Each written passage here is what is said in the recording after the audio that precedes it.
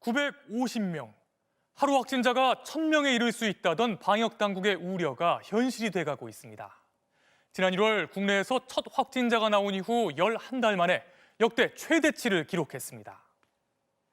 수도권의 교회와 요양병원에서 또다시 대규모 집단 감염이 일어났는데요. 그 밖에도 전국 곳곳에서 감염이 급속도로 확산되고 있습니다. 거리 두기 단계를 더 올려야 되는지, 의료 체계가 마비되는 건 아닌지 걱정이 커지고 있습니다. 먼저 오늘 확진 상황을 김미희 기자가 정리했습니다. 오늘 추가된 확진자는 910명, 하루 만에 261명이나 늘었습니다. 지난 1월 코로나19 첫 환자 발생 이후 최다 규모이고 대구 신천지발 1차 대유행의 정점이었던 2월의 909명보다 많습니다. 지난달 초만 해도 100명대 안팎이더니 한 달 새 무려 10배 가까이 치솟았습니다. 코로나19 발생 이후 최대의 위기이며 촌각을 다투는 매우 긴박한 비상 상황입니다. 특히 수도권의 확산세가 무섭습니다. 신규 확진자의 70%가 서울과 경기도에서 쏟아졌는데 어제 전국 확진자 수를 모두 합친 것과 맞먹는 규모입니다. 종교시설과 요양병원, 음식점을 중심으로 한 동시다발 집단 감염이 속출하고 있습니다. 지난 6일 첫 확진자가 나온 서울 강서구의 한 교회는 모두 91명이 감염됐고 서울 종로구 음식점의 연쇄 감염 환자는 230명으로 늘었습니다. 선제 검사 결과 무더기 확진자가 나온 경기 부천의 한 요양병원은 66명, 안산의 한 요양병원에서도 12명이 확진 판정을 받았습니다. 그간 영위해오던 모든 일상이 일순간에 모두 멈출 수 있다는 위기의식을 갖고 극복의 의지를 다져주시기를 간곡히 부탁드립니다. 일부 전문가들은 바이러스가 활발해지는 겨울철 확산세를 잡지 못하면 조만간 하루 확진자가 2,000명을 넘을 수도 있다고 경고합니다. MBC 뉴스 김미희입니다.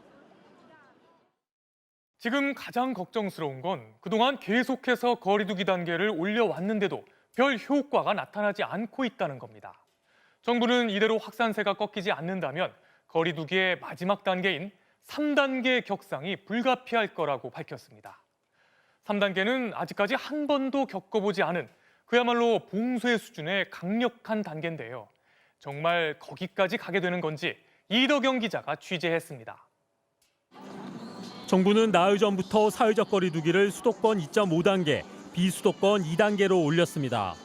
하지만 어제까지만 해도 줄곧 600명 안팎이던 하루 확진자 수는 하루새 1,000명대를 코앞에 둔 상황으로 폭증했습니다. 방역당국은 일단 거리 두기 격상 효과가 나타나려면 일주일 정도 걸린다면서도 국민들의 여전한 바깥 활동에 우려를 드러냈습니다. 이동량이 충분히 줄지는 않은 것으로 나타나고 있습니다. 당분간 이 정도의 숫자가 지속적으로 발생하지 않을까. 이 때문에 거리 두기 3단계 격상을 앞당겨야 한다는 목소리도 나옵니다. 3단계는 확진자가 한 주 평균 800명을 넘거나 2.5단계 때의 2배가 넘어 의료체계가 붕괴 위험에 처했을 때 내려집니다. 10인 이상 모임을 할 수 없고 필수 시설 이외엔 모두 집합금지 조치가 내려지며 직장에서도 필수 인력 말고는 재택근무를 해야 합니다. 일상생활부터 사회경제 전반에 미치는 영향이 클 수밖에 없습니다. 방역당국이 사실상 3단계와 맞먹는 조치를 자율적으로 지켜달라고 호소하는 이유입니다. 첫 번째, 안전한 집에 머물러 주시기 바랍니다. 두 번째, 모든 대면 모임을 취소해 주시기 바랍니다. 잘 아는 친구, 지인, 회사 동료와의 모임도 절대로 안전하지 않습니다. 오늘 긴급 소집된 정부 방역대책회의에서도 3단계 격상 방안이 논의된 걸로 알려졌습니다. 그 어떤 말로도 표현하기 어려운 매우 위중하고 비상한 상황입니다. 지금의 확산세를 꺾지 못한다면 거리 두기 3단계로의 격상도 불가피해질 것입니다. 정부는 일단 수도권 2.5단계 효과를 평가한 뒤 이르면 내일쯤 3단계 격상 여부를 결정할 것으로 보입니다. MBC 뉴스 이덕영입니다. 이렇게 확진자가 급증하면서 병세가 심각한 위중증 환자 수도 역대 최다를 기록했습니다. 문제는 이들을 치료할 병상이 부족하다는 겁니다. 지금 확진자들을 치료하고 있는 국립중앙의료원에 취재 기자가 나가 있습니다. 현장 연결해서 수도권의 병상 상황 알아보겠습니다. 박윤수 기자, 네, 국립중앙의료원입니다. 네, 거기는 지금 병상에 여유가 좀 있습니까? 네, 제 뒤로 3층짜리 건물이 보이실 텐데요. 코로나19 환자들을 전담하는 임시로 조립한 병동입니다. 1, 2층엔 위중증 환자를 위한 병상 30개가 들어서 있습니다. 현재 28명이 입원해 있고요. 남은 병상 2개는 위급한 환자를 대비해 비워뒀다는 게 병원 측 설명입니다. 사실상 풀가동 상태라는 겁니다. 최근 확진자가 급증하면서 산소 치료나 인공호흡기, 인공심폐장치 치료가 필요한 위중증 환자는 오늘 179명까지 늘었는데요. 신규 확진자 수뿐 아니라 위중증 환자 발생도 최대 규모입니다. 이러다 보니 중증 환자용 병상은 전국에 539개가 있는데 매일 빠르게 줄어들고 있습니다.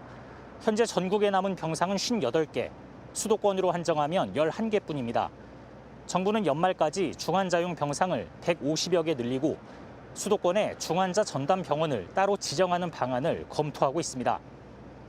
네, 병상 확보도 중요한데 또 거기서 환자들을 돌볼 의료 인력이 있어야 되는 거잖아요. 현장 의료진이 지금 탈진 직전이라고 들었거든요. 이 문제는 어떤 대책이 있습니까? 네, 국립중앙의료원의 경우 28명의 위중증 환자를 돌보는데 120여 명이 투입되고 있습니다. 감염 우려 탓에 레벨 D 방호복을 입고 있다 보니까 장시간 환자를 보기가 어렵고 그래서 환자 1명에 간호사 4명 이상 필요한 건데요. 정부는 일단 연말까지 중환자 전담 교육을 마치고 투입할 수 있는 간호 인력이 350여 명 정도 된다고 했습니다. 또 대한간호협회에 환자 치료를 담당할 수 있는 인력 확보를 요청하는 한편 의사협회, 전공의협의회 등 의사단체와도 방안을 논의하고 있습니다. 그런데 일선병원에서는 이렇게 코로나 환자의 의료 자원을 집중하다가 일반 환자의 진료 공백이 생길 거라는 우려도 나오고 있습니다. 실제로 중앙보훈병원의 경우 당장 치료가 급하지 않은 재활병동을 비워달라고 정부가 요청함에 따라 환자 30여 명이 옮길 병원을 찾아야 하는 상황에 몰리고 있습니다. 네, 빨리 의료 인력 문제가 해결이 돼야 될 것 같습니다. 박윤수 기자 잘 들었습니다. 결국 정부가 숨어있는 확진자를 찾기 위해 특단의 대책을 내놨습니다. 모레부터 수도권에선 누구나 익명으로 무료 검사를 받을 수 있는데요. 몇천 원만 내면 바로 결과를 알 수 있는 신속 항원 검사도 받을 수 있습니다. 언제 어디서 받을 수 있는지 정진욱 기자가 알려드립니다. 방역당국이 월요일부터 3주 동안 수도권의 임시선별검사소 150여 곳을 긴급 가동합니다. 젊은 층이 몰리는 대학가나 서울역처럼 유동인구가 많은 곳에 설치해 쉬는 날 없이 매일 운영합니다. 평일, 주말 구분 없이 오전 9시부터 저녁 6시까지 운영할 계획입니다. 그동안 진단 검사 인원이 적어 감염된 환자를 조기에 찾아내지 못했다는 지적에 따른 조치입니다. 특히 익명검사를 도입해 젊은 층의 참여를 독려할 계획입니다. 휴대전화 번호만 제공하면 누구든 검사가 가능한데 낙인 효과를 우려해 검사 자체를 기피하는 걸 막겠다는 겁니다. 증상이 없거나 역학적 연관성이 없는 사람들도 검사가 가능하고 비용은 무료입니다. 다만 코 속에 있는 검체를 채취하는 기존 방식과 달리 침만으로 하는 PCR 검사나 현장에서 검사 결과를 확인할 수 있는 신속 항원 검사는 10,000원 미만의 부담금을 내야 합니다. 공무원 등 행정 인력 1,000여 명을 투입하고 의료진도 추가로 파견해 검사 속도도 높일 계획입니다. 검사량 자체를 대폭 늘리겠다는 취지인데 확산세를 꺾기 위해서는 확인이 어려운 무증상 감염자를 조기에 발견하는 것이 그만큼 시급해졌기 때문입니다. 무증상이나 이제 경증 이런 환자들이 전염력이 여전히 있고 전체 확진자의 약 반은 이 무증상이나 이제 경증에서 전염되는 환자들이다. 감염 취약시설에 대한 선제적 검사도 계속됩니다. 집단 감염이 빈발한 요양병원과 정신병원 관계자를 전수조사하는 방식인데 지금까지 총 159명의 확진자를 발견했습니다. 방역당국은 일상이 전면 제한되는 최악의 상황을 막기 위해 공격적인 진단검사를 계속하겠다며 시민들의 자발적인 참여를 당부했습니다. MBC 뉴스 정준익입니다. 감염은 지역을 가리지 않고 빠르게 번지고 있습니다. 비수도권 지역의 새 확진자 수도 대구 신천 지발 1차 대유행 이후 최다를 기록했습니다. 부산에선 어제 하루에만 60명 가까운 확진자가 나왔는데요. 오늘도 확진자가 계속 늘고 있어서 걱정입니다. 현지호 기자가 보도합니다. 부산 동구에 있는 인창 요양병원. 30명이 집단 감염된 3층 병동에 이어 오늘 나머지 8개 층 병동 전체가 코호트 격리됐습니다. 이 병원 환자와 직원 등 57명이 하루 만에 또 확진된 겁니다. 당초 3층에서 발생했던 집단 감염은 전통 장구를 가르치는 한 음악교실이 진원지로 지목됐습니다. 하지만 추가 확진자 48명이 쏟아진 8층과 9층 병동과는 의료진 등의 교류가 거의 없어 또 다른 제3의 감염원에서 바이러스가 퍼진 것으로 추정됩니다. 그 삼병동과 팔구영동은 사실은 교류가 거의 없었다고 보는 게 맞고, 삼병동엔 오늘 나온 추가는 이제 초연으로 붙이는데 팔구는 초연으로 일단은 안 넣기로 했거든요. 요양병원 확진자 대부분은 지병을 가진 고령의 입원 환자들인데 현재 부산에는 위중증 환자 병상이 6개밖에 남지 않은 상황입니다. 특히 감염 취약 시설인 요양병원 그리고 방역 최후의 보루인 의료기관에서도 감염이 이어지고 있는 상황입니다. 이곳은 감염이 발생하면 환자의 생명과 직결되는 장소들입니다.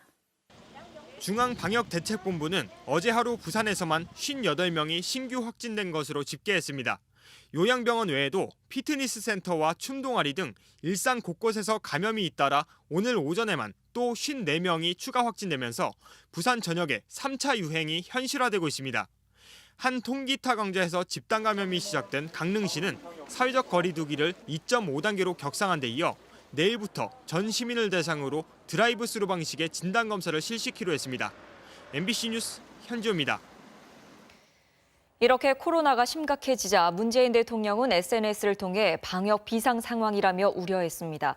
특히 국민들에게 송구하다면서 특단의 대책으로 코로나 확산을 저지하겠다는 의지도 함께 밝혔습니다. 손병산 기자입니다. 수도권의 사회적 거리두기 2.5단계 격상에 고개를 숙였던 문재인 대통령. 국민들께 더 큰 부담과 불편을 드리게 되어 매우 송구하고 무거운 마음입니다. 코로나 상황이 더 악화되자 SNS를 통해 송구한 마음을 금할 수 없다. 불안과 걱정이 클 국민들을 생각하니 면목 없는 심정이라고 밝혔습니다. 국민들에게 사과한 문 대통령은 이어 심기일전하겠다며 단시간에 집중적으로 모든 행정력을 동원하겠다고 강조했습니다. 이미 사력을 다하고 있는 의료진의 피로 누적과 경제적 타격을 감안하면 즉각적인 총력 대응이 절실하다는 겁니다. 문 대통령은 이를 위한 특단의 대책으로 군 경찰 병력을 투입해 역학조사를 강화하고 진단검사 속도 향상과 선별진료소 운영 확대 등을 제시했습니다. 또 가장 우려가 큰 병상 고갈 문제에 대해선 1,000개 이상 병상을 확보했다며 치료할 곳이 없어 국민의 생명이 위협받는 일이 결코 없도록 하겠다고 약속했습니다. 문 대통령은 또 부족한 의료 인원 보강을 위해 진료 협조에 나선 민간 의료기관과 의대생들에게 감사의 뜻을 전했고 국민들에게는 백신과 치료제가 나올 때까지 마지막 고비를 함께 이겨내자며 방역 수칙 준수를 당부했습니다. MBC 뉴스 손병산입니다. 오늘 하루 서울 시내 사회적 거리두기는 얼마나 잘 지켜지는지 둘러봤습니다. 포커게임을 하며 술을 마시는 홀덤펍은 얼마 전 이태원 집단 감염이 발생한 업종인데요. 하지만 오늘 한 홀덤펍에서는 카드 대회가 열렸습니다. 세세한 금지 지침이 없다는 이유로 방역에는 구멍이 뚫리고 있습니다. 임명찬 기자가 취재했습니다. 포커게임을 할 수 있는 음식점 겸 술집인 이른바 홀덤펍. 오늘 낮 서울의 한 홀덤펍에서 수십 명이 마스크를 쓰고 모인 채 카드 게임에 빠져 있습니다. 서로 가까이 둘러앉은 채 대화를 나누고 카드와 칩을 돌려 쓰지만 보통 일반 음식점으로 분류돼 있어 식당 수준의 방역 수칙만 적용받습니다. 사상 최다 신규 확진자가 나온 오늘 전국 수십 곳의 홀덤펍에서는 카드 게임이 진행되고 있다는 인터넷 게시글이 올라왔습니다. 한 대형 쇼핑몰에선 휴게 공간으로 마련된 의자에 사람들이 다닥다닥 붙어 앉았습니다. 마스크를 턱에 걸친 채 커피와 아이스크림을 먹는 모습도 눈에 띕니다.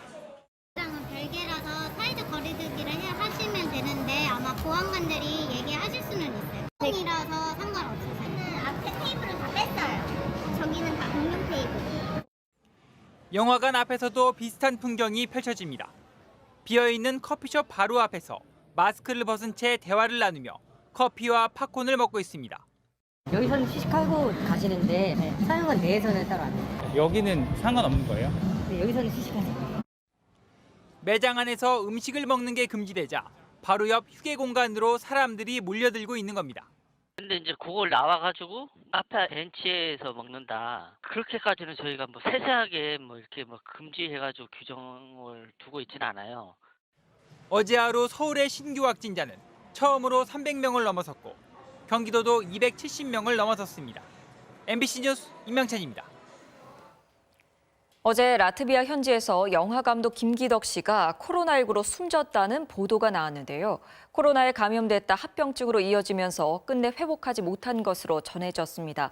김기덕 감독은 국내 활동을 중단하고 영주권을 얻기 위해 라트비아로 떠난 것으로 알려졌습니다. 이나무 기자입니다. 김기덕 감독이 현지 시간 11일 라트비아에서 향년 60세를 일기로 숨졌습니다. 김 감독은 코로나19에 감염된 뒤 합병증으로 병세가 악화됐습니다. Unfortunately, today very early in the morning, the information that the famous Korean director passed away. 김 감독은 지난달 20일 라트비아로 입국해 현지 주택을 구매하고 영주권도 얻을 예정이었던 걸로 전해졌습니다. 그런데 이달 5일부터 갑자기 연락이 끊겼고 지인들이 수소문한 끝에 김 감독이 코로나19로 병원에 입원했다가 이틀 만에 사망한 사실을 확인했습니다. 라트비아 언론들은 김 감독의 사망 소식을 긴급 타전하며 애도의 뜻을 전했습니다. 김 감독은 2004년 사마리아로 베를린 영화제 감독상인 은곰상을 받으며 이름을 알렸고 지난 2012년에는 세계 3대 영화제인 베네치아 영화제에서 피에타로 최고상인 황금사자상을 받았습니다. 가장 밑바닥의 삶을 특유의 영상미학으로 선보였지만 폭력적이라는 비판도 끊이지 않았습니다. 2018년에는 김 감독이 현장에서 배우들에게 성행위를 강요하고 폭력을 행사했다는 폭로가 터져나왔습니다. 그는 영화는 폭력적이라도 내 삶은 그렇지 않다며 혐의를 부인했지만 이후 한국을 떠나 해외로 떠돌았고 배우 등을 상대로 한 소송에서도 패소했습니다. 인구 192만 명의 작은 나라인 라트비아는 하루 평균 코로나 확진자 수가 700여 명을 기록하고 있습니다. 외교부 관계자는 코로나 확산세 등으로 유족들이 현지에 가기 쉽지 않은 상황이라면서 현지 업체를 통한 장례 절차 진행 여부를 유족들과 협의하고 있다고 밝혔습니다. MBC 뉴스 이나모입니다. 미국 식품의약국 FDA가 화이자와 바이오엔테크가 공동 개발한 코로나19 백신에 대해 긴급 사용을 승인했습니다. 백신 접종을 앞두고 미국은 코로나19 사망자가 30만 명에 육박하는 등 연일 최악의 상황으로 치닫고 있습니다. 워싱턴에서 여은규 특파원이 보도합니다. 미 식품의약국 FDA가 화이자 백신의 긴급 사용을 승인했습니다. 자문위원회가 승인을 권고한 지 하루 만입니다. 트럼프 대통령은 첫 접종이 24시간 내에 이루어질 거라며 백신에 대한 기대감을 나타냈습니다. This will quickly and dramatically reduce deaths and hospitalizations. 하지만 백신이 당장 얼마나 효과를 발휘할지는 불투명합니다. 미국의 코로나19 사망자는 29만 5천여 명. 2차 세계대전 당시 전투에서 사망한 미군의 숫자를 넘어섰습니다. Probably for the next 60 to 90 days, we're going to have more deaths per day than we had in 9/11.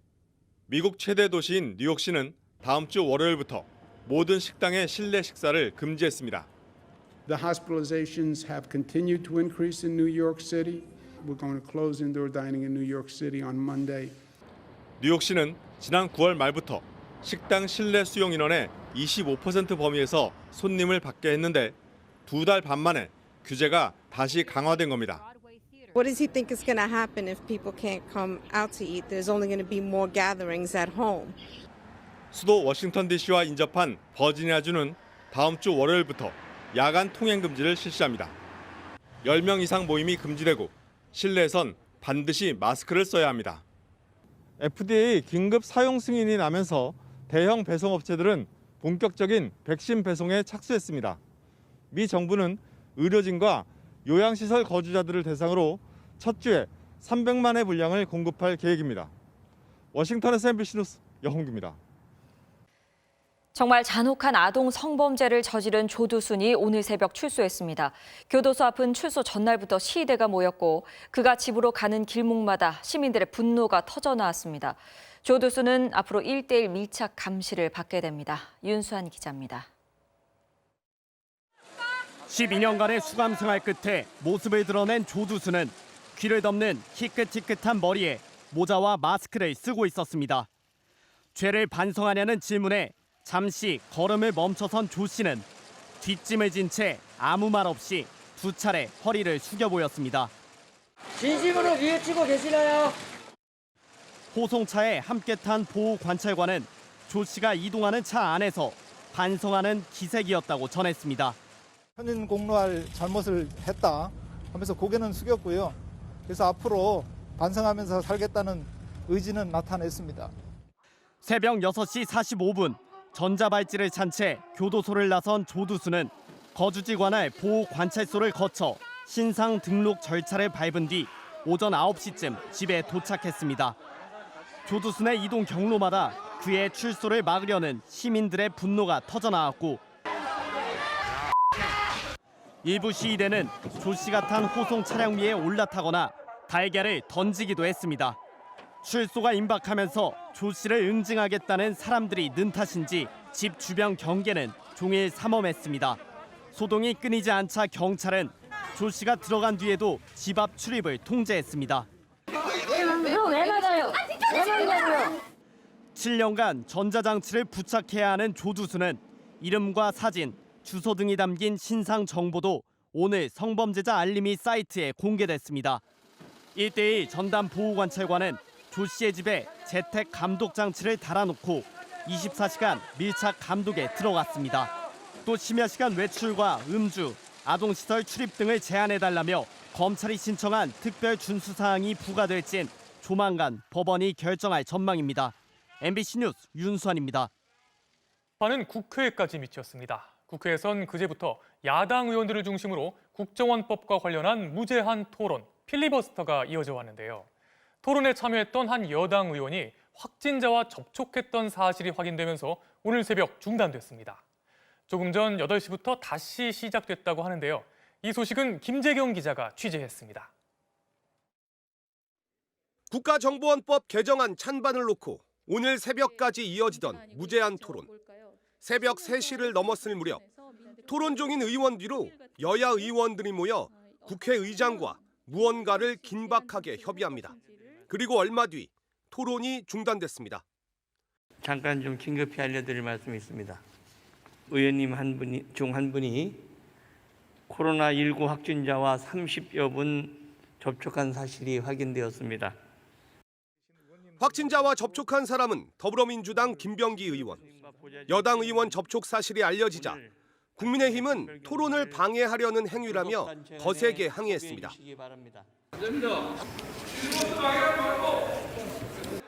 여러분, 이거는 감정적으로 대응할 일이 아니라 굉장히 엄중한 사항이고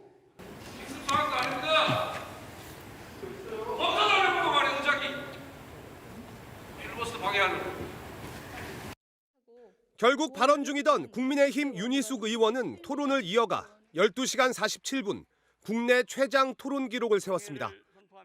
하지만 이후 본회의는 긴급 방역을 위해 정회했고 국회는 다시 비워졌습니다.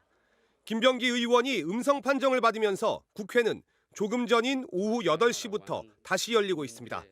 하지만 확진자 대확산의 중대기로 해서 민주당이 토론회 중단을 신청함에 따라 이르면 내일 저녁 국정원 개정 법안은 조기 표결 처리될 전망입니다. MBC 뉴스 김재경입니다. 경기도 김포에 있는 불법 개 사육 농장입니다. 쓰레기와 사체 더미 속에 100마리 가까운 개들이 앙상한 모습으로 갇혀 있습니다. 아직도 이런 곳이 있다는 게 참 마음이 아픈데요. 이곳은 기획재정부가 소유한 국유지라고 합니다. 어떻게 된 일일까요? 김건희 기자가 현장 취재했습니다. 지난달 경기도 김포시 사방에 쓰레기가 어지럽게 널브러져 있는 사육장에서 개들이 지저댑니다. 바닥에 구멍이 뚫려 있어 발로 땅을 디딜 수 없는 이른바 뜬장에 갇혀 앙상하게 마른 개들이 바들바들 떨고 있습니다. 개들이 발견된 비닐하우스 안에 들어와 있습니다. 바로 여기 보시는 사육장, 먼지가 들러붙어 있고 사방에는 배설물이 널려 있는데요. 지난 월요일까지만 해도 이곳에는 40마리가 넘는 개들이 방치돼 있었습니다. 너무 많은 사체들이 여기저기 흩어져 있었어요. 풀려있던 강아지들은 그런 사체를 먹는 장면까지도 목격을 했었어요. 번식을 위한 이른바 강아지 공장과 도살장을 한 사람이 동시에 운영한 것으로 추정되는 상황. 보통은 식용견 농장이나 도살장에서 많이들 쓰시는 이제 털 제거용 그 기구라든지 아니면은 이제 그 올가미라든지 이런 것들이 발견이 됐었고요. 그런데 이 사육장이 자리 잡은 땅은 기획재정부 소유였습니다. 국유지에서 오랜 기간 불법 사육장이 운영돼 온 사실을 알고 있던 기재부 측은 원상 회복을 촉구하는 문서를 2차례 발송하는 등 해당 부지를 정상적으로 관리해왔고 국유지가 이곳저곳에 많이 있다 보니 일일이 실태를 파악하기는 어려웠다고 해명했습니다. 현장을 긴급 점검한 경찰은 사육장 운영자에 대해 동물보호법 위반 혐의로 수사에 착수했습니다. MBC 뉴스 김건희입니다. 요즘 외식업계는 매장 영업보다는 배달에 사활을 겁니다. 평소 배달을 안 하던 카페와 레스토랑 그리고 뷔페까지 배달을 시작했습니다. 하지만 이렇게 배달을 할 수 있는 식당들은 사정이 나은 건데요. 이마저도 쉽지 않은 소상공인들이 많습니다. 이문현 기자입니다. 서울의 한 프랜차이즈 뷔페 식당. 점심시간인데도 테이블 대부분이 비어 있습니다. 하지만 어찌된 일인지 주방만은 분주합니다. 배달 주문 때문입니다. 스테이크부터 샐러드까지 배달 메뉴엔 매장 음식 12가지를 넣어 최대한 뷔페 느낌을 살렸습니다. 행사 있을 때마다 자주 갔었는데 이제 코로나 터지고 나서는 아무래도 좀 못 가고 있습니다. 또 뷔페 갔을 때 먹었던 그런 시그니처 메뉴들도 똑같이 이렇게 배달이 오니까. 이 뷔페는 코로나 이후 매장 수를 20%나 줄이며 버텼지만 언제 끝날지 모르는 위기에 지난달 배달을 시작했습니다. 배달은 방문객들이 많이 줄은 상황에서 추가 매출을 위해서 지금 진행하고 있는 것이고 또 43개 매장으로 확대하고 신선도가 생명인 시푸드 뷔페도 이달부터 배달을 시작했습니다. 연말 예약이 줄줄이 취소되자 택한 고육책입니다. 주말 예약 자체가 마감이 되는 경우도 있었습니다. 12월 예약도 상당수 들어왔었는데요. 지금 코로나19가 다시 재확산되면서 지금 취소가 많은 상태입니다. 한 패밀리 레스토랑은 배달 매장을 2배로 늘렸고 매장 판매만을 고집하던 커피 전문점도 결국 배달을 시작했을 만큼 외식업계는 배달에 사활을 걸고 있습니다. 하지만 배달이 어려운 업종이나 자본이 부족한 소상공인들은 이런 상황이 더 힘들 수밖에 없습니다. 매장에 와서는 맛있게 먹었는데 이거 왜 배달이 이게 맛이 없지?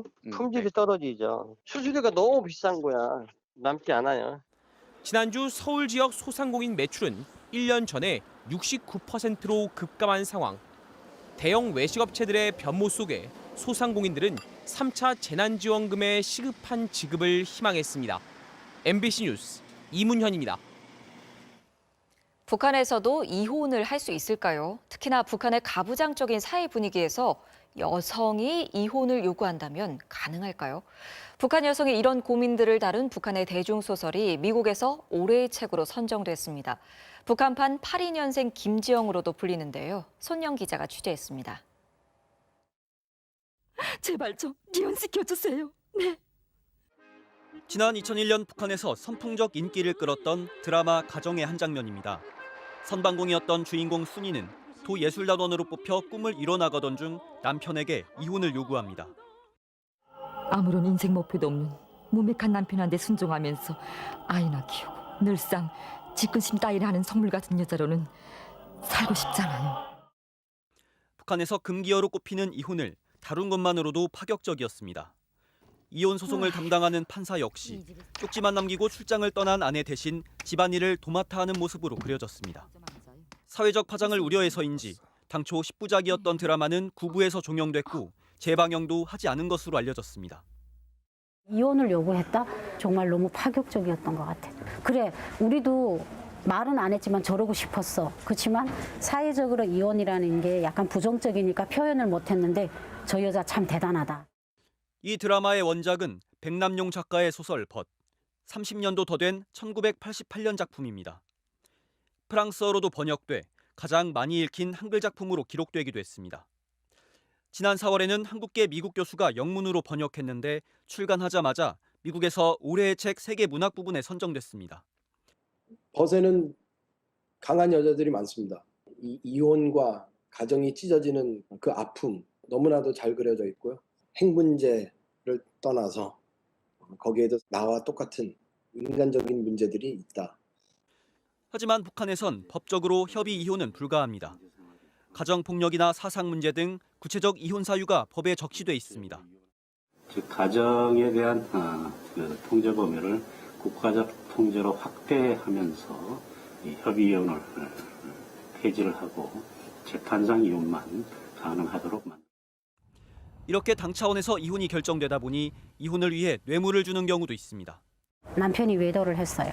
가족법에는 해당이 되지만 나라의 한 세포가 깨지는 거는 우리 당의 의도가 아니다. 이렇게 해서 휘발유 180리터 한 도람을 재판소에다 주고 이혼을 했거든요. 소설 속 주인공 순이는 결국 재판소로부터 이혼 허락을 받아내는 데 실패했습니다. 30년이 지난 지금 지구 반대편 미국에서도 순이의 삶이 주목을 받게 된 건 여전히 전 세계 여성의 삶과도 맞물린 지점이 남아있기 때문일 겁니다. MBC 뉴스 손령입니다. 이번 순서는 오늘 이 뉴스입니다. 코로나 시대 중고 거래가 늘었는데요. 한두 번 사용한 화장품도 거래가 이뤄집니다. 화장품은 직접적인 신체 접촉으로 타액이 묻어있을 위험이 있는데요. 코로나19 바이러스가 전파될 수 있다는 우려도 나옵니다. 3분의 2 정도 남았지만 깨끗하다는 립스틱. 2번 썼는데 나갈 일이 없어서 판다는 등 사용자 신체에 직접 접촉한 화장품들이 저렴한 가격에 거래되고 있습니다. 신생아들이 사용한 공갈적 꼭지도 판매글이 종종 올라오는데요. 아이가 거부해서 몇 번 물리지 못했다며 소독은 했으나 예민한 엄마는 알아서 피하라는 경고문을 덧붙이기도 합니다. 심지어 치킨 등 먹다 남은 음식도 거래되기도 합니다. 그러나 코로나19 확진 환자가 급증하고 있는 시기에 타액이 묻을 수 있는 중고 제품의 거래는 위험할 수 있다는 경고가 나왔습니다. 코로나19는 비말로 감염이 주로 됩니다. 그렇기 때문에 타액이 묻어 있을 수 있는 립스틱이나 촉촉이 같은 그런 물품들을 중고시장에 사서 사용을 하게 되면 아무래도 코로나19의 위험을 완전히 배제할 수는 없다고 생각합니다. 립스틱 등 화장품 거래는 10대에서 20대 젊은 층이 주를 이루는데요.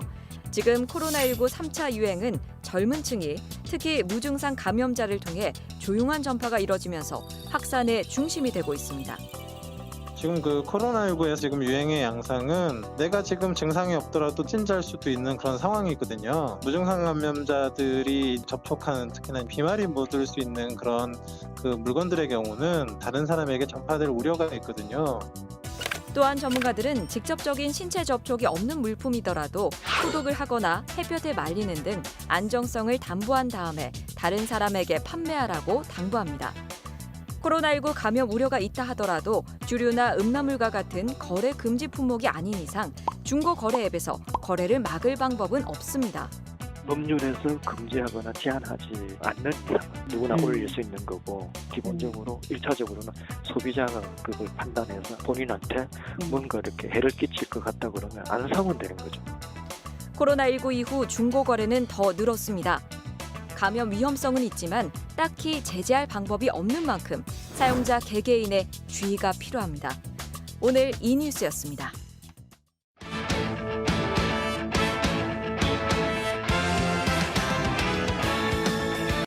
프로 배구에서 외국인 선수가 빠진 대한항공이 KB 손해보험을 꺾고 4연승을 달렸습니다.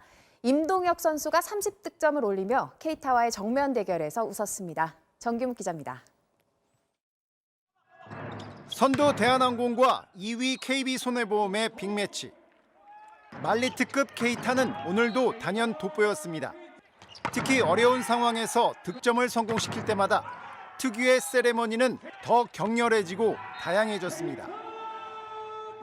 하지만 공격이 K타에게 집중되면서 매 세트 막판 체력이 떨어지는 모습을 노출했습니다. 실수가 많아졌고 해결 능력은 무뎌졌습니다. K타가 사람이네요. 괴물이 아닙니다. 대한항공은 외국인 선수 비에나 자리에 나온 임동혁이 케이타 못지않은 맹활약을 펼쳤습니다. 위력적인 후위 공격을 연이어 퍼부으며 30득점이나 올려 48득점을 기록한 케이타와의 정면 대결에서 밀리지 않았습니다. 사실상 케이타와 임동혁의 맞대결로 끌고 간 5세트에서 대한항공은 정지석의 강타까지 폭발하면서 4연승을 달리며 선두를 지켰습니다. 저는 아직 경험이 많이 부족하니까 시합을 계속 뛰면서 외국인 선수랑 또 대등하게 대결을 펼칠 수 있는 그런 선수가 되도록 하겠습니다. 여자부에선 인삼공사가 현대건설을 물리치고 연승을 달렸습니다. MBC 뉴스 정규묵입니다. 프로농구에선 전자랜드가 연장 접전 끝에 최하위 DB를 꺾고 6연패에서 탈출했습니다. 손장훈 기자입니다. 시즌 초반 선두 자리까지 올랐다가 연패에 빠지며 중위권으로 내려온 전자랜드. 15점을 앞선 채 2쿼터를 여유 있게 마쳤지만 예상치 못한 DB 김종규의 석점 슛에 흔들렸습니다. 공격 제한 시간에 쫓기고 수비가 바짝 나가도 장신센터의 석점 슛은 연거푸 림을 갈랐습니다.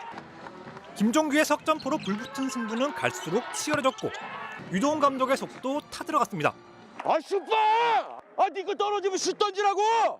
전자랜드는 4쿼터 막판 김종규의 엄청난 블록슛에 막힌 뒤 허웅에게 역전 석점포를 얻어맞았지만 종료 10초 전 차바이가 자유투로 승부를 연장으로 몰고 갔습니다. 그리고 가드 김낙현이 동료를 살리는 플레이를 펼치며 점수를 차곡차곡 쌓아 외곽슛을 남발한 DB를 5점 차로 꺾고 한 달 만에 승리를 거뒀습니다. 6연패에서 탈출한 전자랜드는 공동 4위에 올라 상위권 재도약을 위한 발판을 마련했습니다. 오리온은 SK를 3연패에 빠뜨리며 단독 3위로 올라섰습니다. 외국인 선수 로슨이 팀 내 최다인 26점으로 공격을 이끌었고 이대성과 허일영이 각각 16점과 10석점으로 힘을 보탰습니다. KT는 창원원정에서 LG를 제치고 7연승을 달렸습니다. MBC 뉴스 손장훈입니다. 미국 대학농구 1부 리그에서 시즌 초반 인상적인 활약을 펼치고 있는 이현중 선수가 오늘도 18득점을 올리며 팀 승리를 이끌었습니다. 앞으로 쑥쑥 성장했으면 좋겠네요. 토요일 밤 스포츠 뉴스였습니다.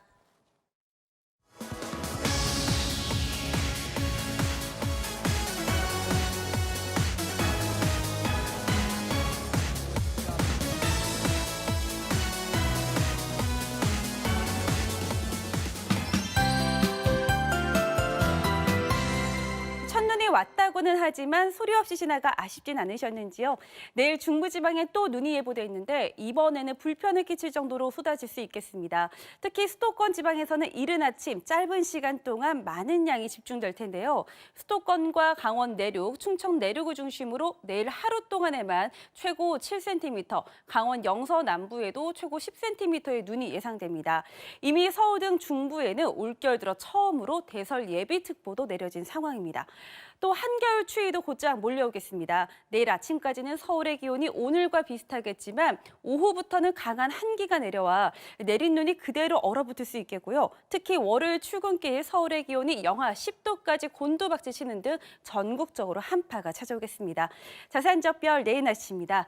눈은 내일 늦은 오후 수도권 지방부터 점차 잦아들겠습니다. 남부 지방은 주로 비로 내릴 가능성이 크겠습니다. 아침 최저 기온은 오늘보다 2도에서 4도가량 낮아지겠는데요. 서울 0도, 대구 영하 1도가 되겠고요. 낮 최고 기온은 서울 3도, 청주 7도, 광주 11도에 머물겠습니다.